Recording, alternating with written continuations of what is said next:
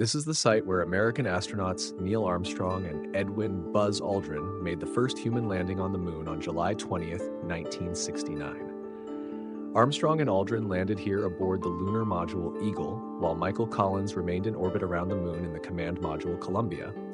Armstrong and Aldrin conducted one extravehicular activity, EVA, or moonwalk, on the lunar surface lasting 2 hours, 31 minutes 40 seconds, remaining within 60 meters of the lunar module.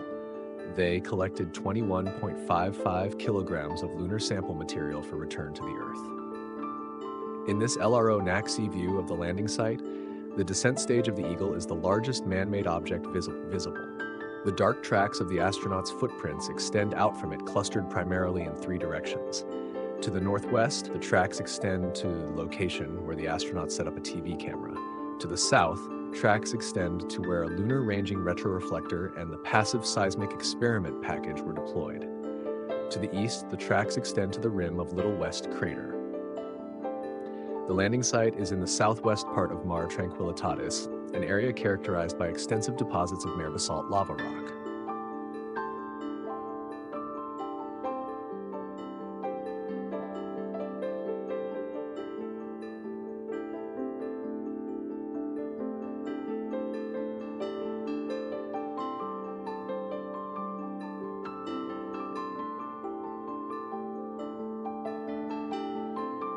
This is the site where American astronauts Pete Conrad and Alan Bean made the second human landing on the moon on November 19, 1969. Conrad and Bean landed here aboard the lunar module Intrepid, while Richard Gordon remained in orbit around the moon in the command module Yankee Clipper.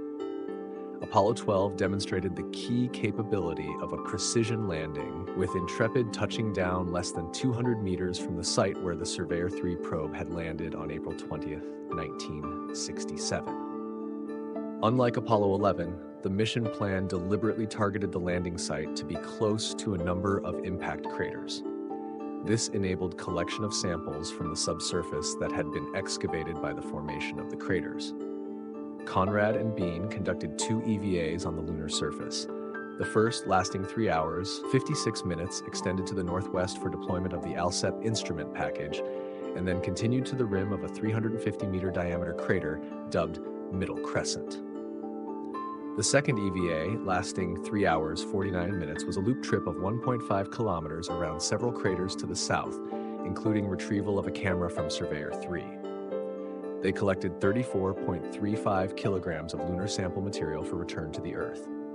In this LRO-NAC view of the landing site, the descent stage of the Intrepid is the largest man-made object visible.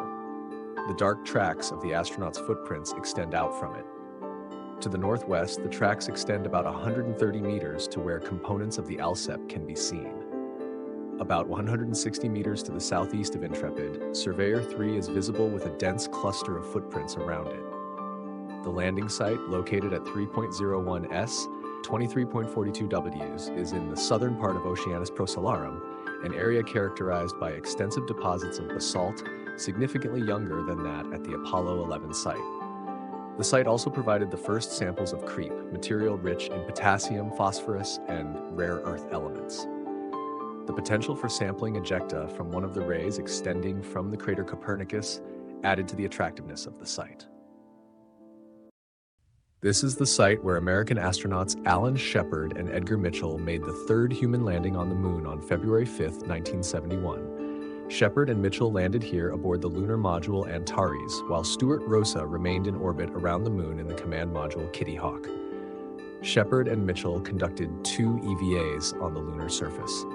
The first, lasting 4 hours, 47 minutes, 50 seconds, that extended to the west for deployment of the ALSEP instrument package, included collection of a contingency sample and covered a total distance of about 550 meters.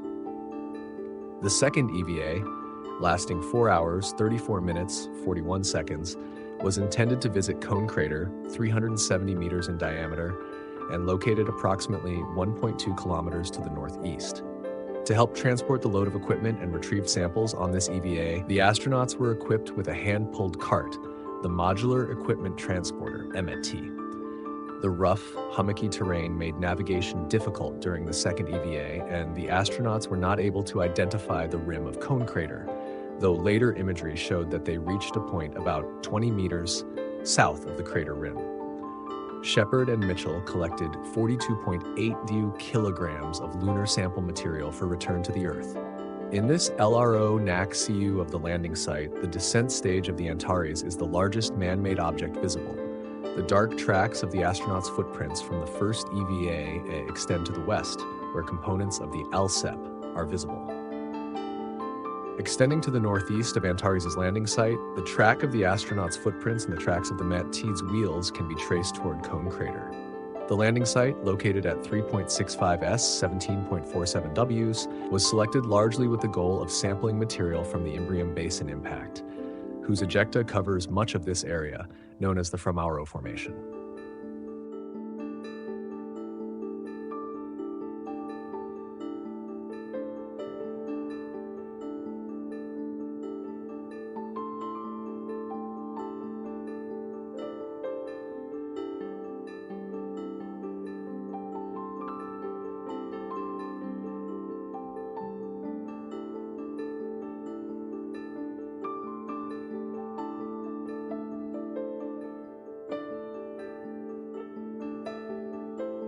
This is the site where American astronauts David Scott and James Irwin made the fourth human landing on the moon on July 30th, 1971. Scott and Irwin landed here aboard the lunar module Falcon, while Alfred Worden remained in orbit around the moon in the command module Endeavour.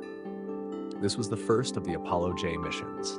These featured a greater emphasis on conducting science on the moon, along with longer stays on the lunar surface. The J missions also included a lunar rover, which allowed the astronauts to drive across the lunar surface, covering far greater areas and carrying back more sample material.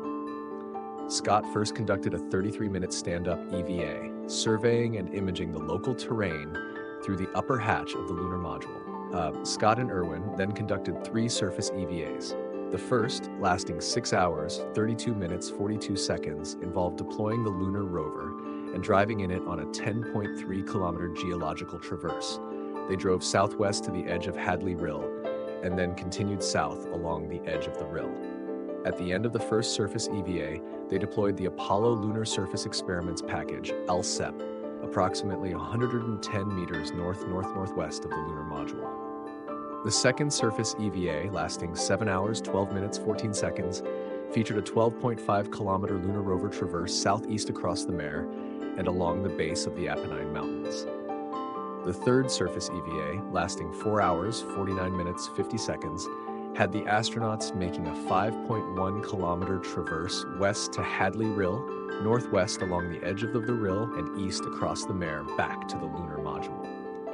Scott and Irwin collected 77 kilograms of lunar sample material for return to the Earth.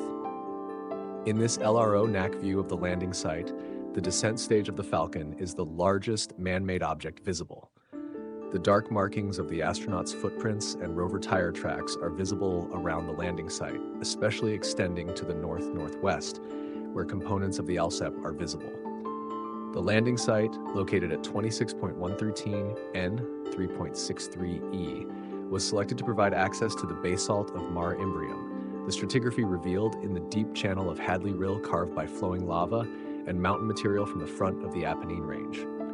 Acknowledgements to LPI's Apollo Surface Operations Descriptions and NASA's Apollo Surface Journal. This is the site where American astronauts John Young and Charles Duke made the 5th human landing on the moon on April 21, 1972. Young and Duke landed here aboard the lunar module Orion, while Ken Mattingly remained in orbit around the moon in the command module Casper. Young and Duke conducted 3 surface EVAs.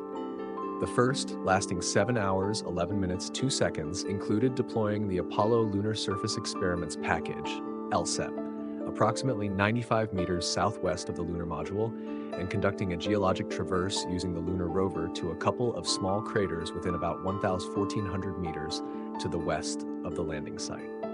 The second surface EVA, lasting 7 hours or 23 minutes, 9 seconds, featured an 11.1-kilometer lunar rover drive south to the Cinco crater area of Stone Mountain, making stops at 5 stations along the way. The third surface EVA, lasting 5 hours, 40 minutes, 3 seconds, had the astronauts making 11.4-kilometer traverse north to North Ray crater. Young and Duke collected 95.71 kilograms of lunar sample material for return to the Earth. In this LRO NAC view of the landing site, the descent stage of the Orion is the largest man-made object visible, within a dark halo on the western rim of a 30-meter crater. The dark markings of the astronauts' footprints and rover tire tracks are visible around the landing site, especially extending to the southwest, where components of the ALSEP are visible. With the previous Apollo landings having focused on the low, flat, basaltic terrain of the lunar Maria or seas, Apollo 16 was the first crewed mission to visit the lunar highlands.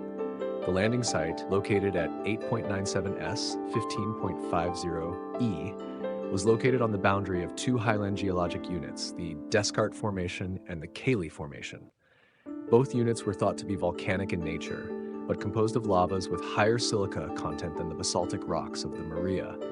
The Descartes Formation was widely thought to be rhyolite.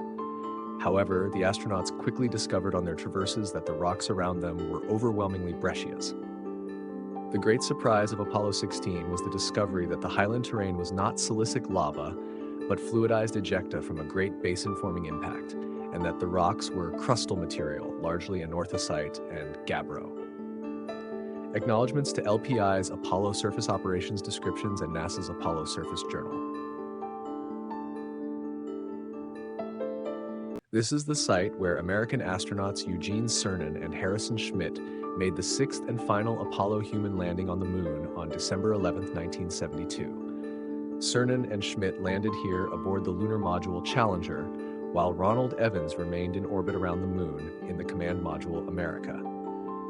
Harrison Schmidt, a professional geologist, was the first scientist to go to the Moon. Their destination, the Taurus-Littrow Valley deeper than Earth's Grand Canyon, provided a spectacular setting with opportunities to study ancient highland crust from the surrounding towering mountains, as well as the possibility to explore what some thought might be some of the Moon's youngest volcanic features. Cernan and Schmidt conducted 3 surface EVAs, extravehicular activities. The first, lasting 7 hours, 11 minutes, 53 seconds, included deploying the Apollo Lunar Surface Experiments Package, ALSEP, approximately 180 meters west of the lunar module, and conducting a 3.3-kilometer round-trip geologic traverse using the lunar rover to Station 1 near Steno Crater, south of Challenger's landing site. The second surface EVA, lasting 7 hours, 36 minutes, 56 seconds, featured a 20.4-kilometer round-trip lunar rover journey to the south and west. On this EVA, the astronauts collected samples of ancient highlands material that had been deposited on the valley floor in gigantic landslide deposits at the base of the mountain South Massif. They also crossed a fault scarp and collected specimens from a dark haloed crater that some suspected of being an example of relatively recent lunar volcanic activity.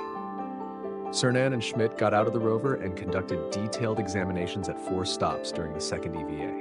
They also made 8 additional brief stops to collect samples while remaining in the rover. The third surface EVA, lasting 7 hours, 15 minutes, 8 seconds, had the astronauts making a 12.0 kilometers round-trip traverse north and east to the slopes of North Massif and the sculptured hills.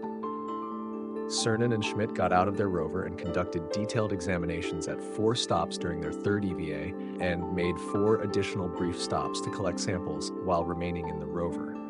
Cernan and Schmidt collected a total of 115 kilograms of lunar sample material for return to the Earth.